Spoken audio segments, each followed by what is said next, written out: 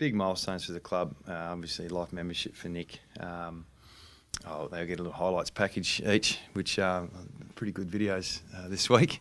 So, look, I think milestone games can be dangerous, I suppose, if you think you're just going to win a game off the back of playing a milestone game. But no, we hold it in pretty good balance, I would have thought. Recognise it, acknowledge it, and plan to win in other ways.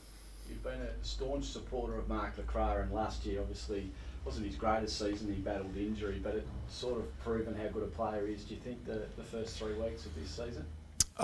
Look, I don't think he's playing to prove anyone wrong.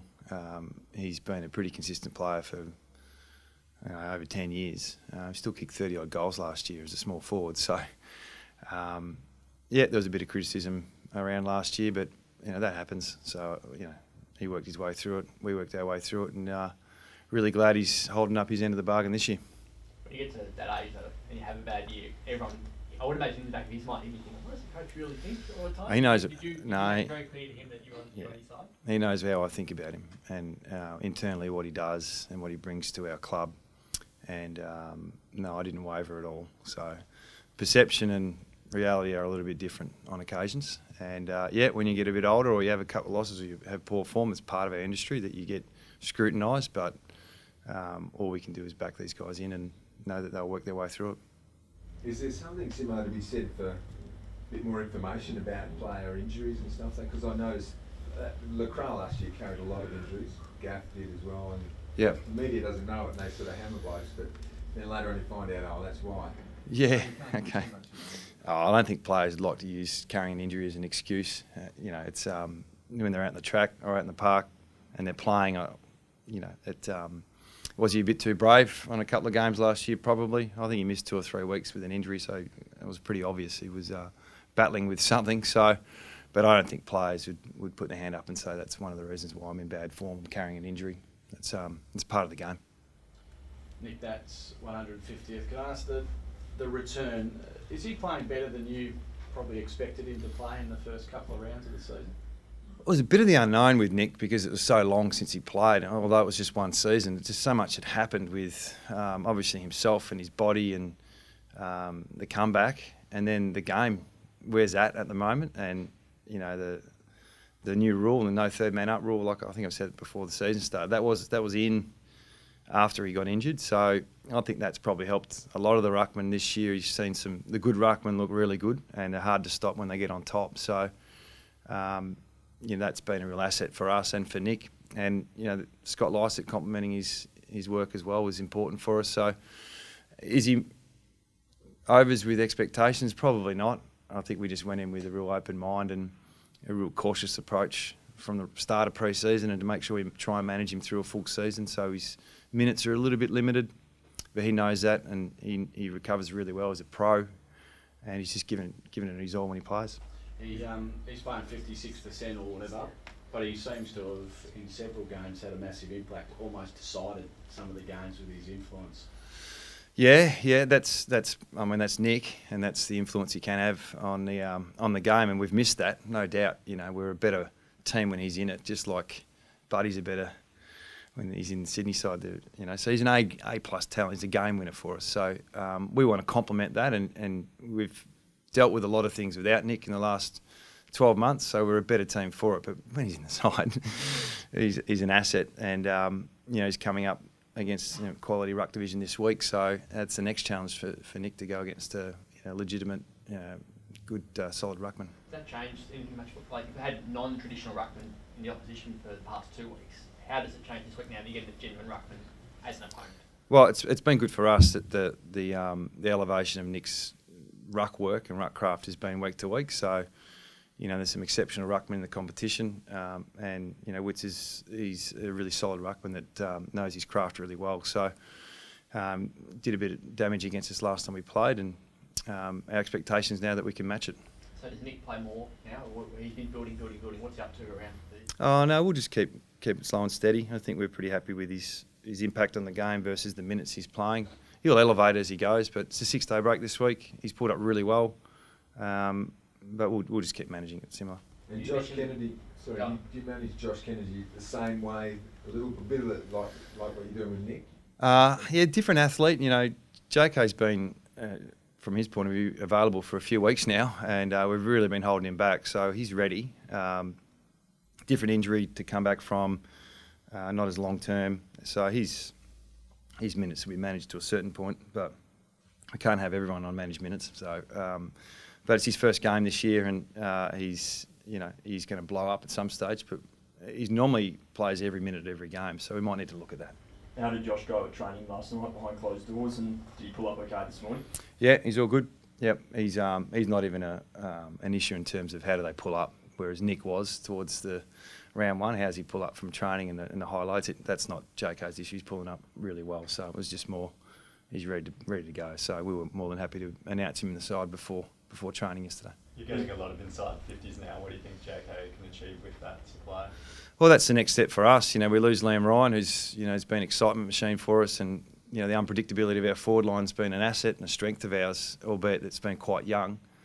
Supply's been good. Is it a pattern for us? Probably not quite yet. We need to get through another probably half a season to have that real predictability that we're going to get good supply. And how does JK complement that is the next phase for us. So it's all a bit new for us again this week, but I think it's exciting as well. We saw last year you came from behind the 8 ball and almost pinched the Coleman medal at the end. What do you think you can do this year? Can you give it a shake? I don't know. He doesn't play for Coleman medals. I know that's a throwaway line, but he really, he just wants to win. So him kicking a bag helps, no doubt. But we've got to spread the load a little bit, and I think we've seen some really good growth in that area this year. So that's a challenge for us. Can we continue to do that with someone with that much presence in our front half? Does Jaden Waterman's role change at all? Not really. No, he's got really high work rate and puts really good pressure on, and he gets right up the ground on occasion. So he's complemented our forward line. I don't look at him as a big lumbering tall forward. His ability to work is an asset for the side. So I've got no problem playing him. There seems to be a lot of emotion with this game, the 2 milestones. JK return. Do you use that at all, or can you use that for the players? Oh, look, we like to play with spirit, but I don't think it's drawn upon those particular instances. I think there's pretty good chemistry amongst the players. They're showing some pretty good connection off field with their unity, and that's something that we've been drawing upon for a while now. So that's in a good space at the moment, but that doesn't guarantee anything. You mentioned the presence that JK has. Like when your midfield look up and they see this beast of blokes charging towards them saying, "Give me the footy." Are you confident that they're not going to just keep all the time? Because that's what players do. They see the best player and go bang.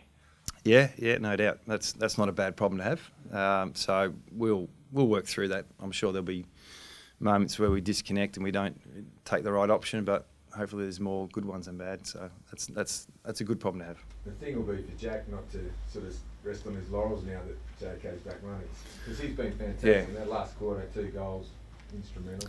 Yeah, I don't think Jack rests on his laurels. It's just more the chemistry of the forward line and making sure that we get the good balance, because he's really stood up in JK's absence. His leadership's now gone to another level. The maturity on field, I think we've all seen a pretty consistent player. So I wouldn't expect anything different with output and effort. But getting the chemistry right is just something that might take a little bit of time. The Players Association is happy to have defence fixed. How do you feel about it? Was it a big thing for you? Yeah, I'm not at the start of the week. I wasn't too phased about it. I thought, a bit stiff. But having a feel of it out there last night, and yeah, I can understand why they're putting some measures in, and I think it's probably the right call. And we're playing every second week, so looking at our players, I didn't realise the severity of the scratches. So I think they're doing the right thing. What does it feel like? It's got just a bit sharp, a bit pointy, so nothing drastic. But when you hit it at high velocity, it's hard to avoid the contact, and you're going to get cut. So you're happy that there has been? Yeah, they're doing the right thing. And you wouldn't want the boundary moved either, would you? Preferably not. We've been working on that ground, for all the summer and the pre-season. Our Lath Lane precinct's got the dimensions, so we'd have to change it all a little bit if they brought the oval in a bit. So our preference is to keep that the same. Can you tell us about Gold Coast? They've spent the week here. Is that a bit of an unknown for a coach, or does that make no impact on it? No, I talk about spirit. I think that's the one thing. Obviously, Dewey's brought into the club, and they're number one for the contest, tackling, and that's come from being 18th last year or the bottom couple. So, distinct change in attitude with with the contest. So we're aware of that and the way they play. They've got some exceptional talent, and I think they're playing for their coach. So the fact they stayed here for an extra week is smart, and sometimes that unifies the group. So we're fully aware of what they can do.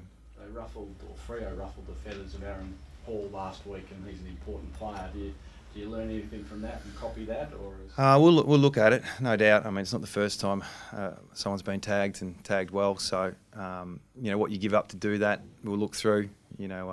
He's a really good player. They've got some other good players as well that have game-changing influence on the game. So we've got that in our back pocket to look at without going into too much detail. Tom Lynch could be the one, couldn't he? Because he got his pants pulled down last week. His pants pulled down? Okay. Oh. Obviously, I want to bounce back. He's a quality player, and Barras probably gets him.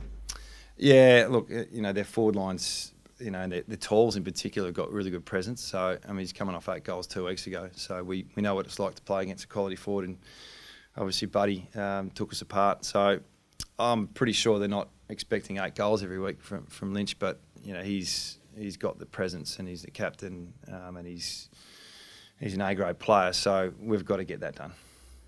The MCG's won the right to host the grand final again for the next 40 years. Do you think that's fair that they've got it again, or would you like to see it rotate? I haven't put a lot of thought into it. I'm not sure on the club's position and how it looks with our new stadium, and I think it was an extension of the contract. So in terms of WA and what does that mean for us, if someone said to me we're going to rotate the grand final, I think we'd take it, wouldn't we? But it's a fantastic stadium in Melbourne, and I'm not sure how it's going to fit in years to come in terms of can you rotate through multiple grand finals or that sort of stuff. But the club's position is probably not. We haven't really spoken about where we see all that, but I can understand why they did it. Would you like to see the grand final with Optus? Well, if we're in it, sure. Go and watch Freo play one. Look, it's built for 60,000. I think if there was an opportunity to play a grand final, I think we'd take it. So, but I'm not losing too much sleep over it. You've played obviously though in grand finals and coached them both assistant and as head coach in games where your team has been a genuine home team because they played the home games at the MCG, and now you've coached as the team travelling to play against a team that uses that as their home ground. Yep. Do you feel there is an advantage on grand final day if a team is playing at their home ground against a team that is travelling? Yeah, there's an advantage. Yep. No, there's no doubt about it, but we've been dealing with that for 30 years, so that's not new. So that's what, that's a challenge for our club and for Fremantle, for anyone interstate in particular, to get on the road and have those away wins in seasons. That's a challenge for us, but it's not something I think we're scared of. And, we didn't get it done in 15. I don't think it was because it was an away game or was it the MCG. So I think if you're good enough to make a grand final, you've done a fair bit right throughout the year. And we don't play there that often. We'd love to get on the ground a bit more and even train there. It'd be great for our club. But we're a bit better set up now. We've got a training base that's got the MCG dimensions on it. We're a bit more organised in that space, and hopefully we get another opportunity one day. So the announcement today also said that teams would get more training access. Good. That's one thing. Well, I noticed we open up Optus for travelling teams to train, so I can't see why we can't do it at the MCG.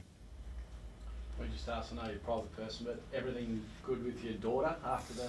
Yeah, Elsa, she's all right. Yep, she's back to school this week. So, a bit of a scare. Family comes first, and she had a week off, and she's back, so she's going well. Famous for a few days, was she? Oh yeah. It's not that she'd know it, but no, she's all right.